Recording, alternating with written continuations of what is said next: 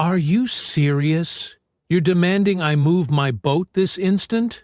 That was the first thing I heard when I opened my door on a humid Tuesday morning. Her voice, shrill and unmistakably condescending, cut through the chirping of nearby birds like a blade. My name is Daniel Hayes, a 38-year-old teacher who relocated to this remote lakeside property less than a month ago. I had never imagined that my life here would start with a confrontation. Yet there she stood, a woman in her early 50s, strawberry blonde hair cut short, wearing a crisp polo shirt with the words Pine Crest Trails HOA embroidered on the pocket. Her glare pinned me to the spot. From the moment I saw her, I suspected there would be trouble. She wasted no time, rattling off a list of so-called community regulations. According to her, my boat was violating an aesthetic standard because it looked, and I quote, outdated, chipped, and detrimental to the neighborhood's refined image.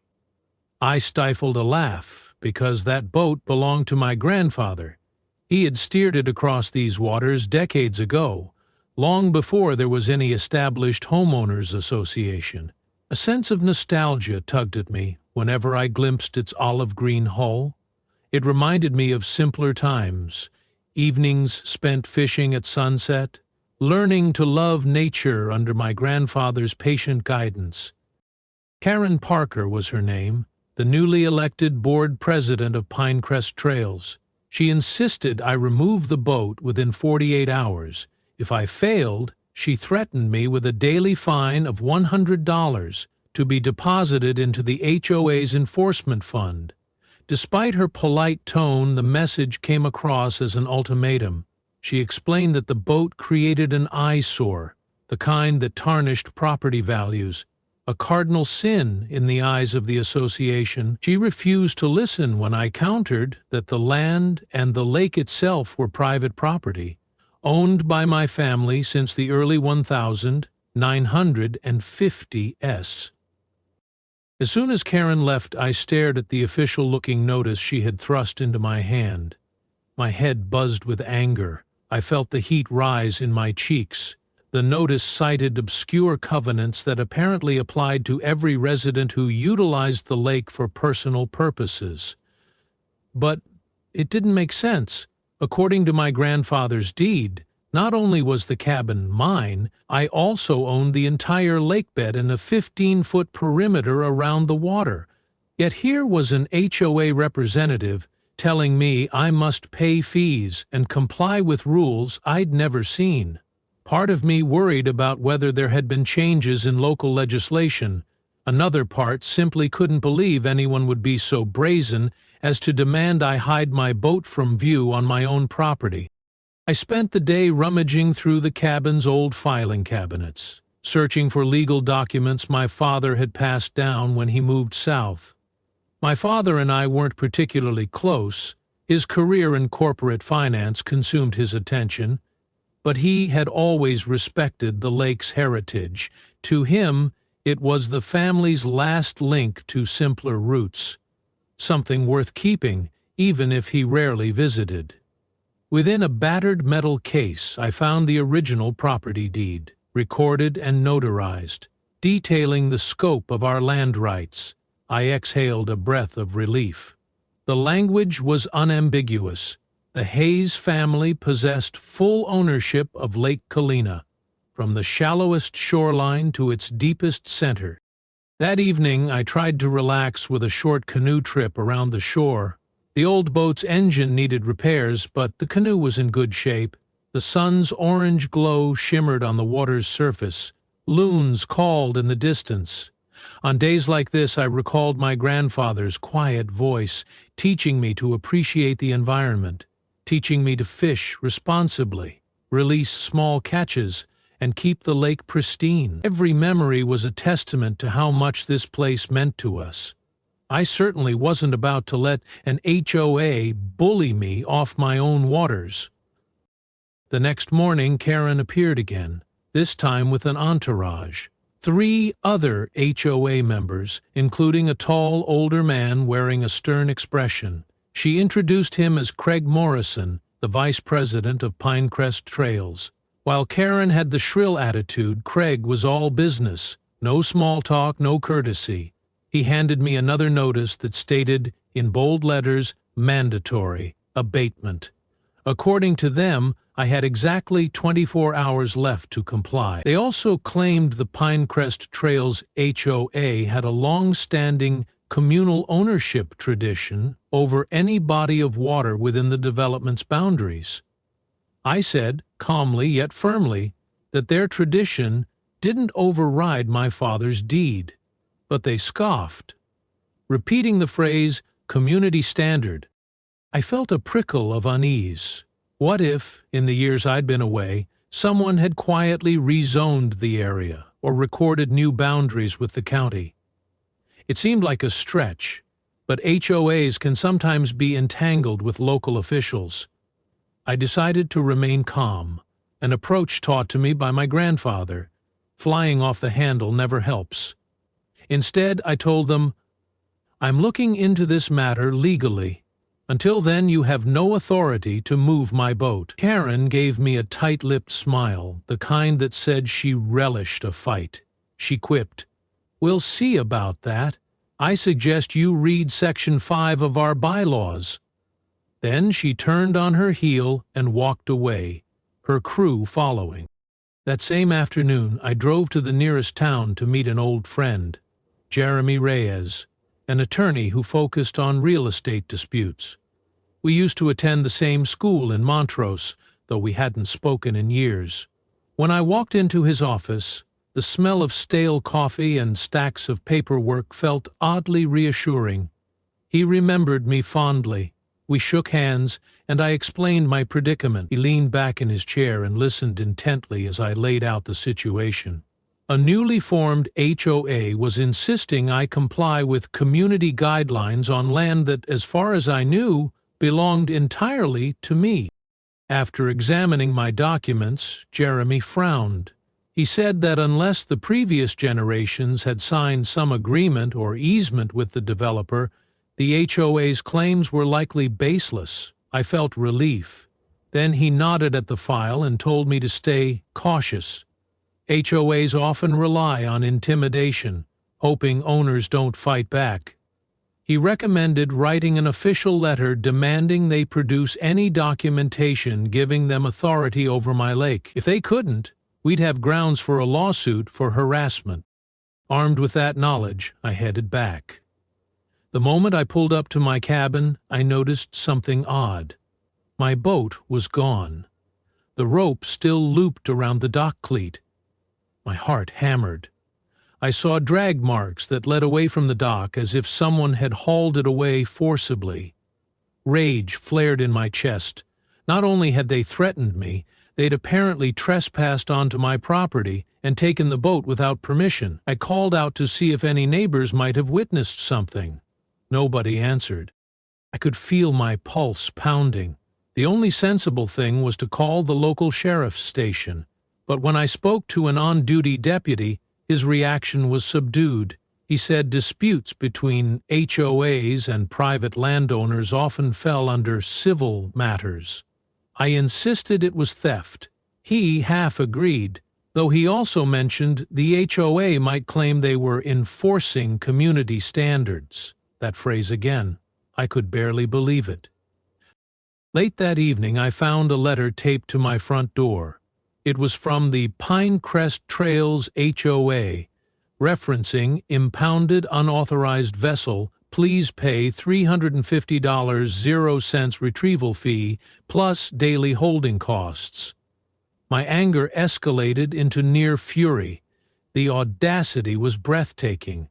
They had stolen my boat, then demanded money for its return. A sense of utter violation made it impossible to sleep. Rather than stew in bitterness, I grabbed my phone and left a voicemail for Jeremy, letting him know what happened.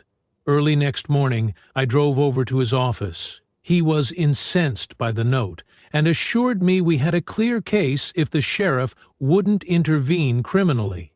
That was the plan: gather enough evidence, then file a civil suit.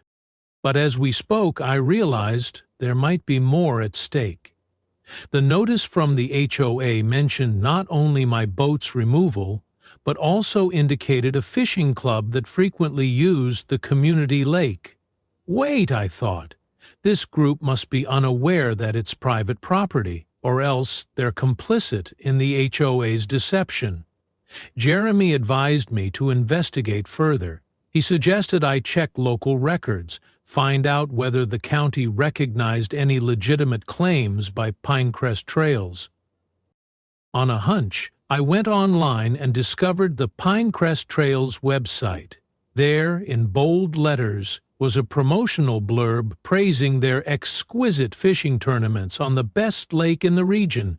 They even had photos of the so-called Pinecrest Elite Fishing Club, a group that boasted high-end rods, sponsor logos, and big fish. The pictures were unmistakably taken on Lake Kalina, my lake. A couple of them were even captured from my side of the shore, the old boathouse visible in the background. It felt surreal.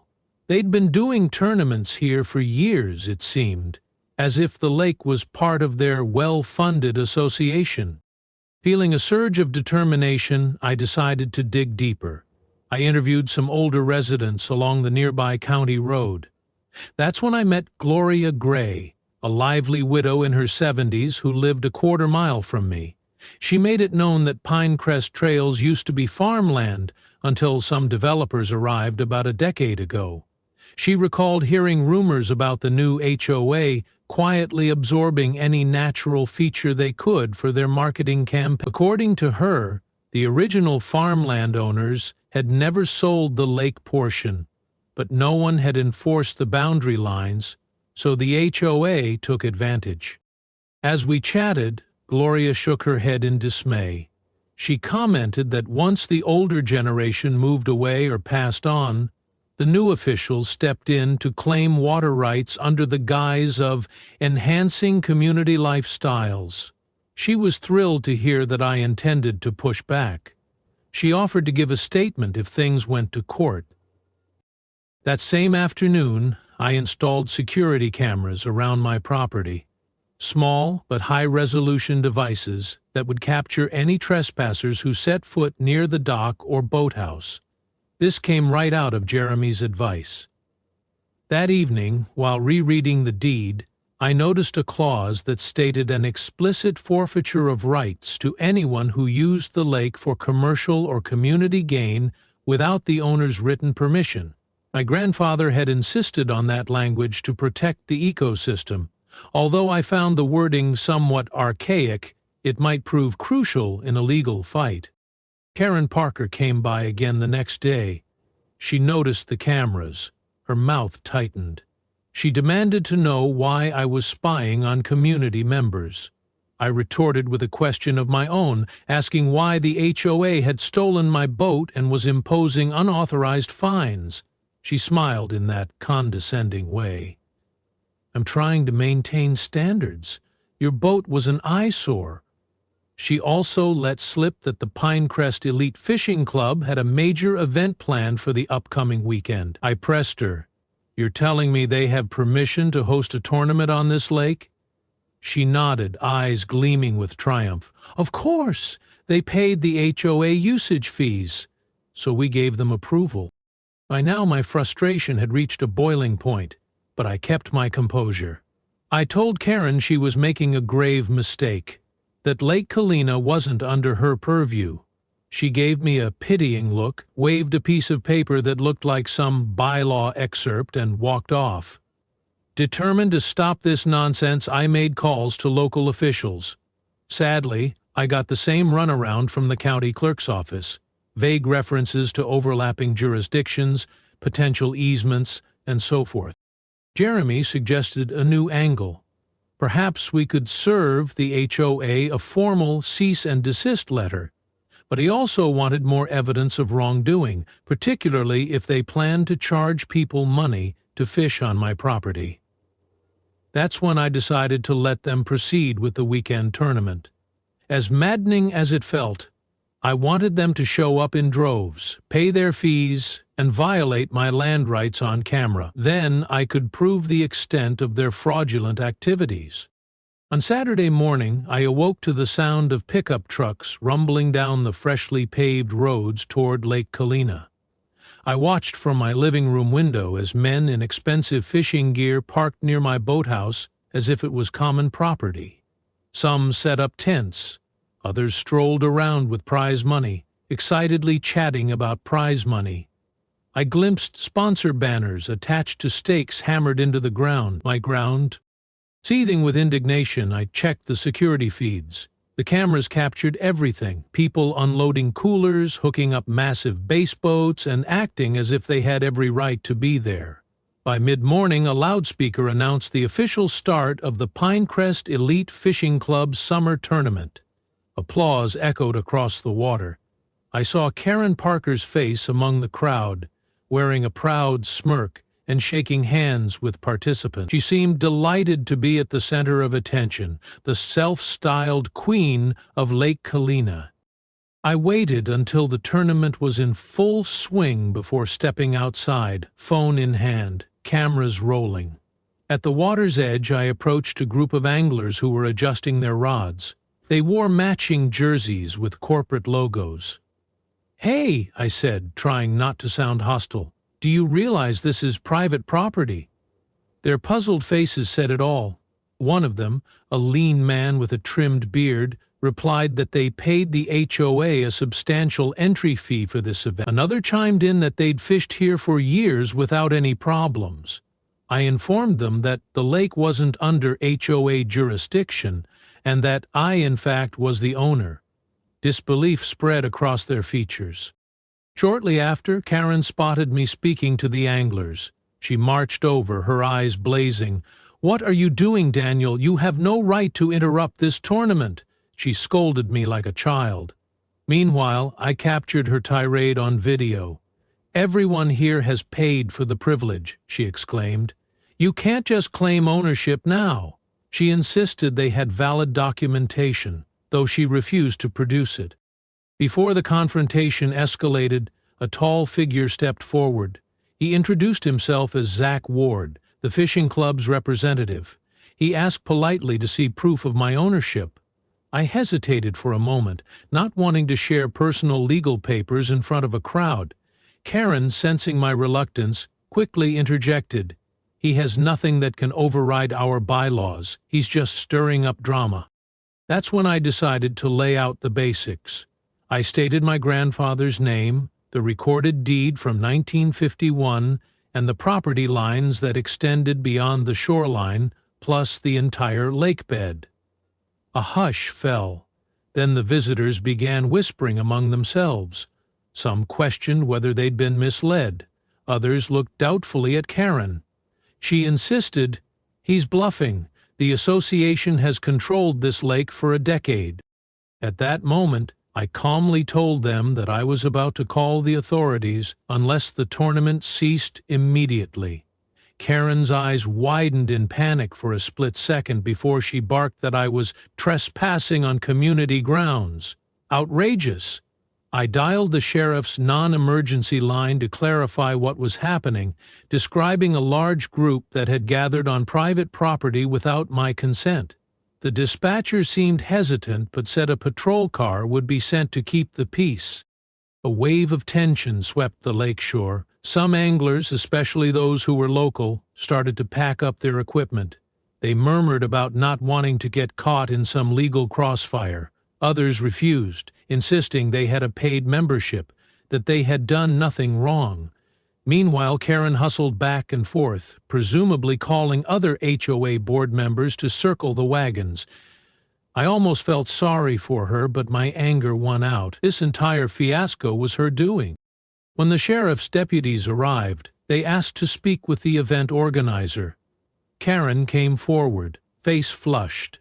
The lead deputy, a middle-aged man with a stony expression, asked if there was a legitimate permit. She thrust a binder of HOA bylaws into his hands. He skimmed them and shook his head. "Ma'am," he said calmly, "these bylaws refer to communal property within Pinecrest trails. but I see no mention of actual ownership rights to Lake Helena. If Mr. Hayes can prove ownership, you might be in violation." I stepped in and handed the deputy a packet of documents Jeremy had prepared. He read them carefully, whispering to his colleague. Then he looked at Karen. "It appears that Mr. Hayes does indeed have legitimate title to the lake. I see no easement or recorded agreement ceding it to your association." The crowd fell silent. I saw the color drain from Karen's cheeks. She tried to backpedal, claiming they had some handshake deal from previous owners, but none of that was in writing, and I certainly wasn't aware of any such arrangement. Within half an hour, the tournament collapsed. People complained bitterly about wasted entry fees. One man demanded a refund from Karen, who stormed off in a rage. Another threatened to sue the HOA for false advertising. The deputies escorted several trucks off my property. Some participants apologized politely. They'd had no idea it was private. They were just told the lake belonged to the association. I must have heard the word scam repeated a dozen times. Once the confusion settled, I approached the makeshift pavilion where Karen had set up registration tables. I saw a file box brimming with forms, payment receipts, and sponsor checks. The scale of the operation was bigger than I had anticipated. She was collecting hundreds of dollars from each participant, not to mention the corporate sponsorships. My frustration soared. For years, they'd exploited my family's lake without even telling me. When the sheriff's car pulled away, Karen turned on me, livid. "You've ruined a cornerstone event of our community. You have no idea what you've done." Her voice trembled with fury, or perhaps fear. I responded calmly that if they'd approached me civilly, we could have discussed usage terms. She spat back. "Don't pretend you're open to compromise. You're just eager to sabotage something that matters to hundreds of residents." Then she added in a quieter tone, "The Pinecrest developer is close to finalizing a project that hinges on controlling this lake. Your interference just wrecked everything." I bristled. "Project?" I demanded. She clamped her mouth shut, glancing around as if she'd said too much. Without another word, she scurried away, leaving me more curious than ever. That night, I pored over the documents Jeremy had provided, looking for any clue about a potential development. The next morning, I discovered an article in a local business journal that connected Pinecrest Trails with a plan for a lavish lakeside resort and country club. The article boasted about a private lake amenity, presumably Lake Helena. It teased how membership dues would fund new facilities, including a golf course, a marina, and a luxury lodge. None of it mentioned me, or the fact that the lake had a single private owner. Days passed, and a new letter arrived, this time from a law firm representing the HOA. It demanded that I cease interfering with their established usage of the lake, accusing me of impeding beneficial community events. They threatened legal action if I didn't remove my security cameras, claiming they violated residents' right to privacy near the community lake. I couldn't decide whether to laugh or scream at the blatant manipulation. I forwarded the letter to Jeremy, who responded that if anyone was interfering with property rights, it was clearly them. While the legal drama intensified, I met additional neighbors sympathetic to my side. A retired couple, Martin and Elaine Roberts, revealed that the HOA had been collecting special assessments for lake maintenance for years, charging each household an extra fee. Yet they never saw where that money went. They were outraged to learn the water belonged to me, not to the association. Elaine asked if I'd consider letting folks fish for free. I told her I had no problem with respectful fishing. My only issue was that the HOA pretended it was their domain, extorting fees. She understood. Increasingly, I noticed a divide forming in Pinecrest Trails. Some residents believed Karen's narrative, painting me as an intruder who refused to be part of the community. Others suspected the HOA had deceived them about the lake's ownership from the start. The tension was palpable. Jeremy, sensing the escalated stakes, suggested we file an official complaint with the county, asking them to clarify the property lines. He also recommended we request an injunction to stop the HOA from promoting events on my land. In the meantime, I launched my own small investigation, looking into the developer behind Pinecrest Trails. That's when I stumbled upon a series of articles about a shady figure named Wayne Harcourt, a local businessman rumored to have close ties to certain county officials. The rumor was that he used a web of limited liability companies to push through developments, sometimes ignoring environmental regulations. Even more intriguing, Harcourt had apparently partnered with the Pinecrest Trails HOA on building premium amenities. If Lake Kalina was central to that plan, it explained Karen's desperation to prove the association owned or controlled it. A week later, we had a major confrontation. Early in the morning, I heard the roar of machinery. I rushed outside to find a crew unloading wooden planks and large metal posts near the water. One worker told me they had orders to erect a new fishing dock under HOA instructions. My face flushed with anger, and I demanded they stop. Confused, the workers insisted they had the official go-ahead from Karen Parker. I informed them they were trespassing on private property. An argument broke out. Eventually, the foreman decided to call Karen for clarification. 5 minutes later, she showed up with Craig Morrison in tow, both looking defiant. Karen insisted this dock was necessary for the next Pinecrest event.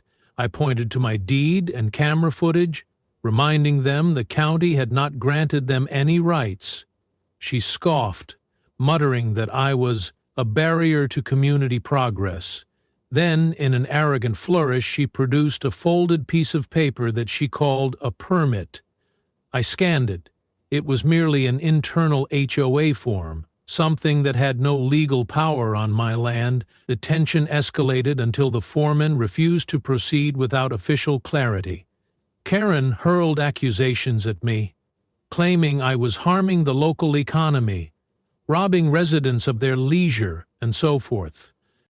She had no idea how ironic her statements were. My family always valued the environment, cared deeply about community well-being.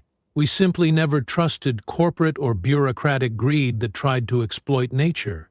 My grandfather's diaries, tucked away in the cabin, contained reflections on preserving biodiversity.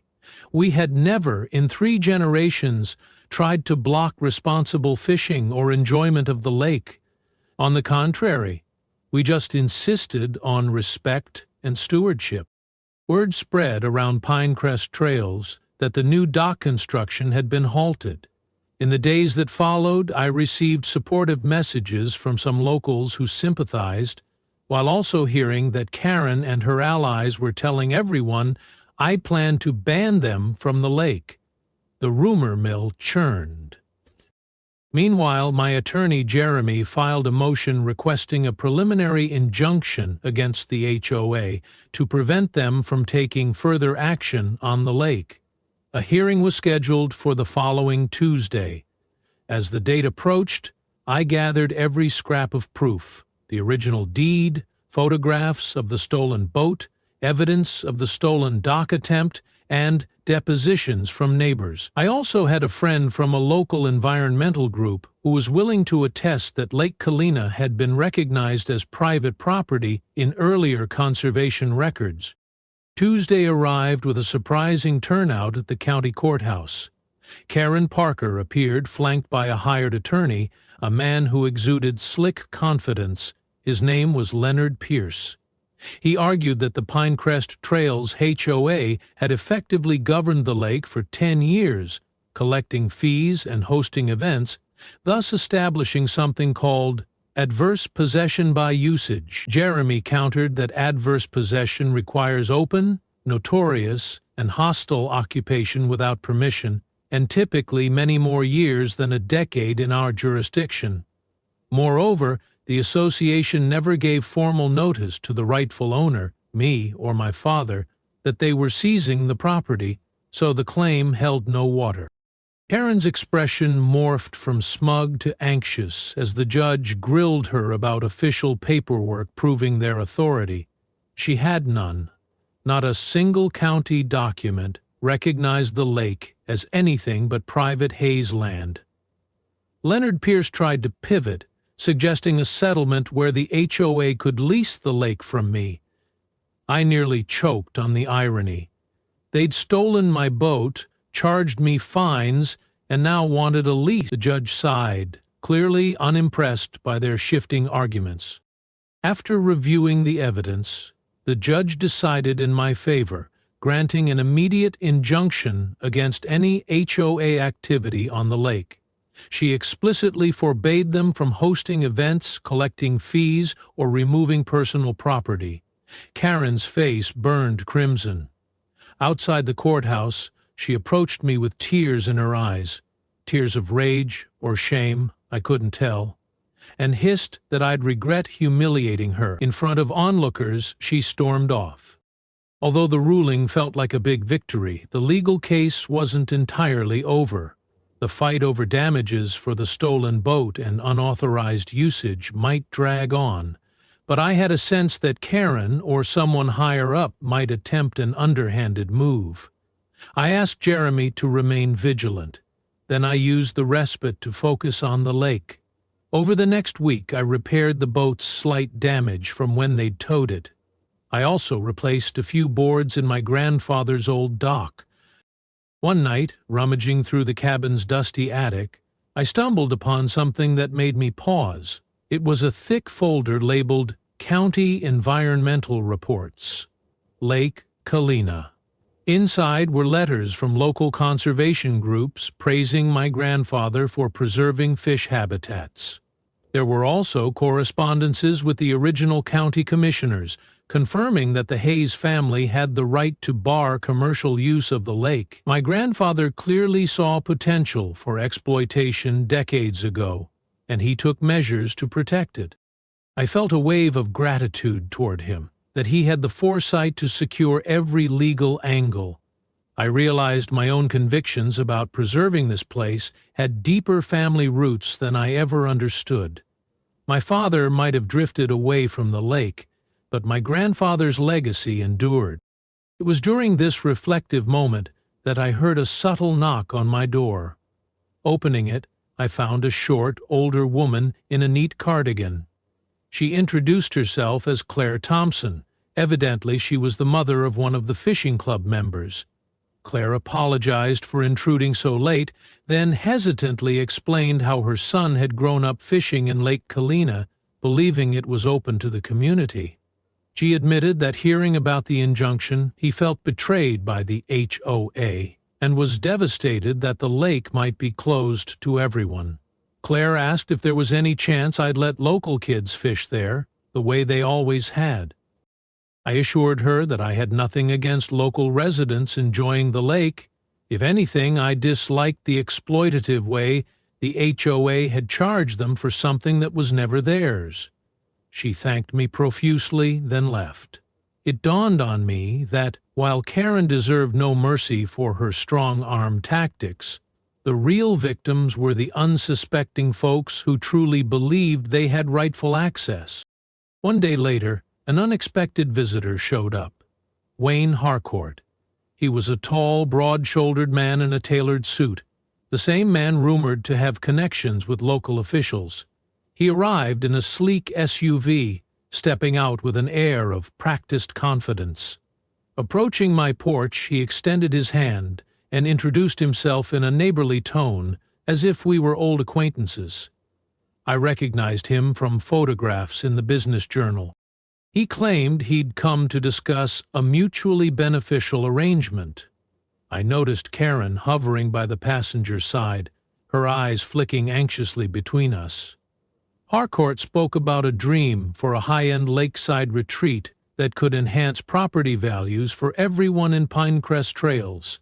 He claimed the plan would include an environmental center and nature trails, painting a rosy picture.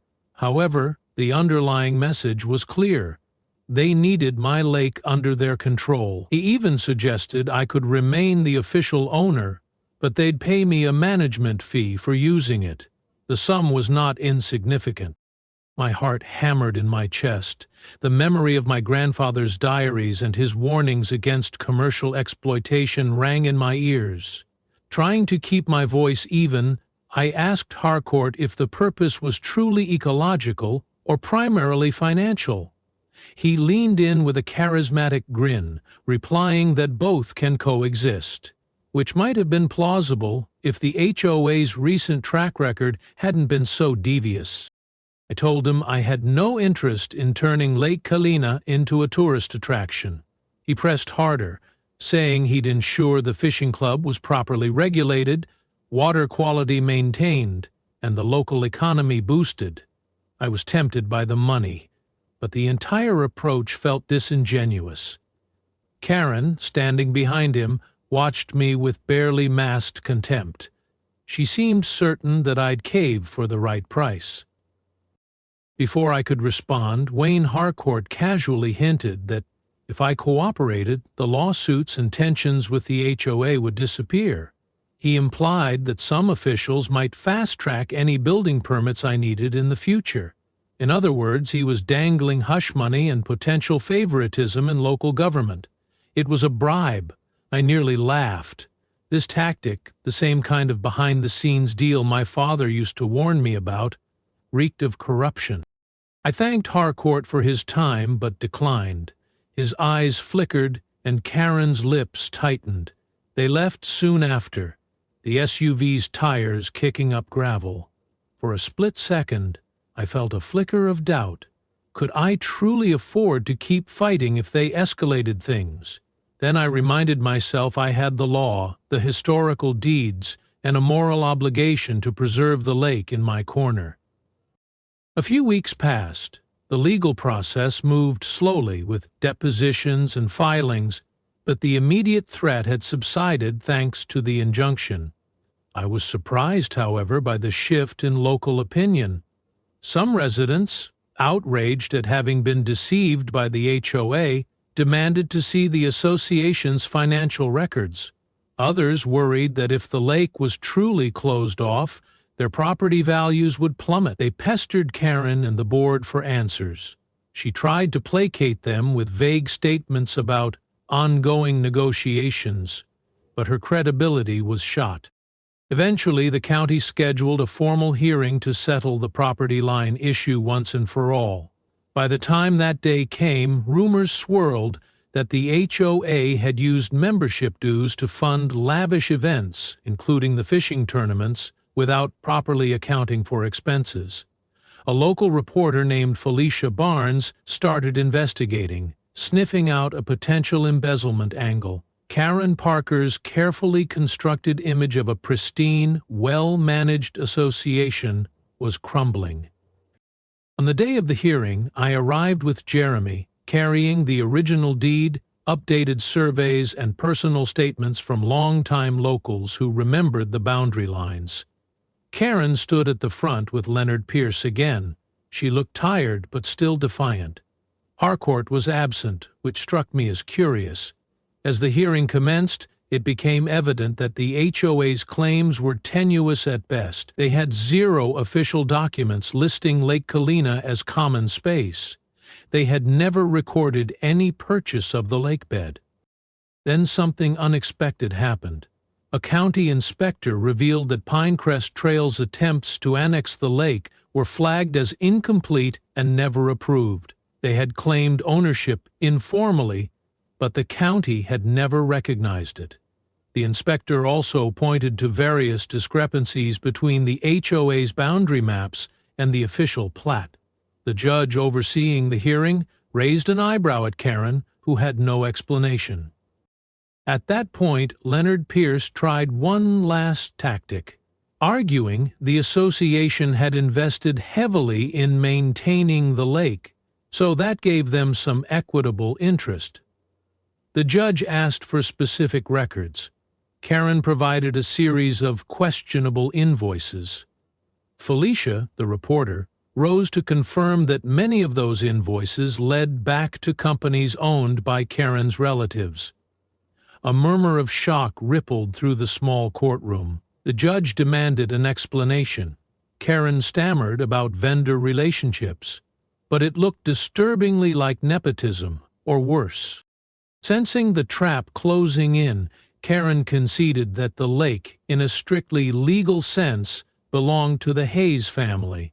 She tried to pivot the conversation toward some settlement, but the judge dismissed the idea, pointing out that they had consistently violated my property rights. By the end of the hearing, the judge reaffirmed my ownership and ordered the HOA to pay restitution for illegal use of the lake and the removal of my boat. She also warned that any further events or fees collected in the name of Lake Kalina would be considered contempt of court. Karen sat there, pale and silent, as the judge read the ruling. Afterwards, she mumbled something about appealing, but it was an empty threat. The HOA's finances were stretched, the scandal was out in the open, residents were furious, calling for a total overhaul of the board. Within days, Karen resigned from her position, claiming personal reasons. Whispers circulated that she was facing a private investigation into misappropriated funds. Craig Morrison also stepped down, apparently trying to wash his hands of the fiasco. I made a statement through Jeremy's office that I welcomed any respectful community members to fish or kayak on the lake free of charge, as had been the long-standing custom. My only condition was that nobody paid the HOA for access anymore, and that everyone complied with standard environmental courtesy. Many people applauded the gesture, grateful to use the lake without fees, but a few remained resentful, blaming me for the downfall of a once proud association. I tried not to let their grumbling get to me. Amid all this, the Pinecrest Elite Fishing Club dissolved. Some members reorganized under a new name, one that recognized my permission to use Lake Kalina. They even invited me to an informal meet and greet, hoping to show they meant no harm. I accepted, mostly to demonstrate goodwill.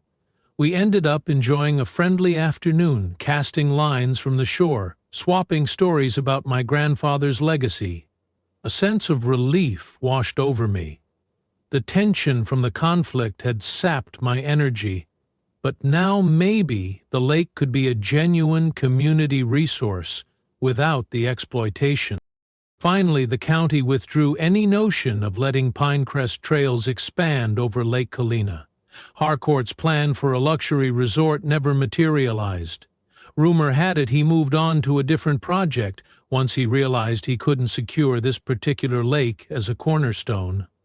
In the wake of the scandal, many in the area felt a newfound appreciation for property rights. An observer from a local consumer protection group mentioned that if more people challenged HOAs that overstep boundaries, such controversies might be prevented.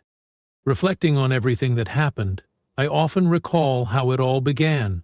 A single demand from Karen Parker to remove my unsightly boat. Little did she realize I owned the entire lake. She and her allies had operated under assumptions that ignorance or fear would keep me quiet. My journey proved them wrong. I defended what was mine and exposed their manipulations in the process. The real victory, though, wasn't just about reclaiming the boat or forcing Karen's resignation. It was about preserving my grandfather's vision of a serene lakeside sanctuary, open to genuine community enjoyment rather than corporate greed. Now I'm able to step onto my dock each morning, watch the sunrise glisten on the water, smell the faint pine in the breeze.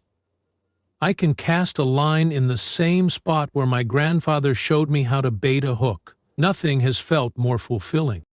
Yes, the past months have been exhausting, the legal bills significant, and the emotional toll heavy, but I can once again take my boat out at dusk, paddle across the tranquil waves, and feel a sense of unbreakable continuity with my family's legacy. Every reflection in the water reminds me that if you stand your ground for what's right, Even powerful associations and cunning developers can't bully you off your rightful land. When neighbors ask how I managed to prevail, I tell them it wasn't about pride or money. It was about honoring my grandfather's hard work and ensuring Lake Kalina's future remains secure. I see younger kids fishing along the shoreline now, their laughter echoing against the trees. That sound is priceless. It's the melody of a place spared from commercial takeover. As for Karen Parker, the last I heard was a rumor that she'd fled Pinecrest trails under a cloud of shame. Some say she's hiding out in the next county, but who truly knows? People like her thrive on intimidation and half-truths. Once transparency and legal facts shine through, their power evaporates. For me, I've settled into a daily rhythm, teaching kids at the local high school, then tending my property in the afternoons. Occasionally, I spot someone quietly launching a kayak from a corner of the lake, mindful not to litter, happy just to glide across the water. That's precisely the kind of respectful enjoyment I want to encourage. And so, it ends with a calmer lake, a reformed neighborhood association that's learning how to operate with genuine integrity, and a boat that remains proudly moored by my grandfather's dock. No bright paint or fancy modifications, just the humble, time-worn design that connects me to the past. If there's one lesson I'd share, it's that we should never let bureaucracies or bullies strip away something sacred, be it a piece of family history or a patch of nature. Standing up can be daunting, especially when faced with legal threats or social pressure. But in the end, truth prevails, justice can be served, and a community can heal when honesty wins out over deception.